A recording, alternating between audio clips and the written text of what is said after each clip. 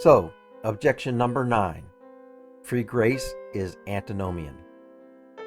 We often hear this charge from those of a more Calvinistic leaning who claim that the moral law is still in force and that free grace says that you can do anything that you want. It gives you a license to sin and it dismisses the moral law of God.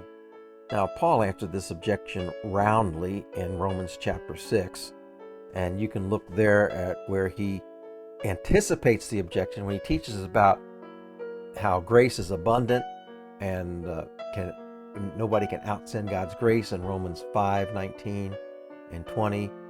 And then in chapter 6, he anticipates the objection, so we can sin and do whatever we want to if we're not under the law but under grace. Well, let's talk about that.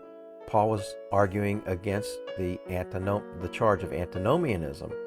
But the word antinomian literally means no law or without law. So we have to define what law is in view.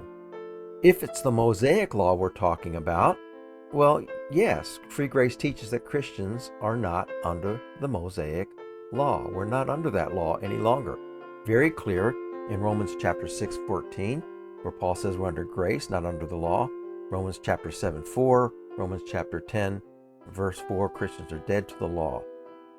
Now that doesn't mean that free grace teaches us license, because the New Testament says believers are under a new code, and that code is called sometimes the royal law, James 2:8, the law of Christ, Galatians 6:2, or new commandment, which Jesus gave in John 13:34 and 1 John 3:18. And these are commands to love one another. And so Galatians 5:14 teaches that when we keep the command to love one another, the royal law, the law of Christ, we in essence fulfill the essence of the Mosaic law.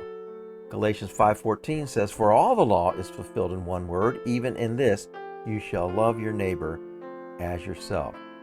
So, is free grace antinomian?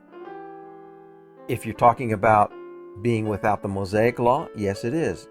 But is it without any kind of system or coded morality? No, it is not. We have a new law or a new code in Christ, but it is not the old Mosaic law. So contrary to teaching lawlessness, free grace teaches responsibility and accountability and consequences of divine discipline for those Christians who would go astray. We teach that every Christian must be responsible for his actions and will be held accountable at the judgment seat of Christ, a very prominent doctrine in the New Testament. And they can also be disciplined in this life, as Hebrews chapter 12, verses 5 through 11 teaches, as a father would chastise or discipline his son. So God would discipline us, and that's a proof of his love. So we are responsible, we are accountable. We are not in any sense lawless in the sense of being licentious, as sometimes it is charged free grace teaches.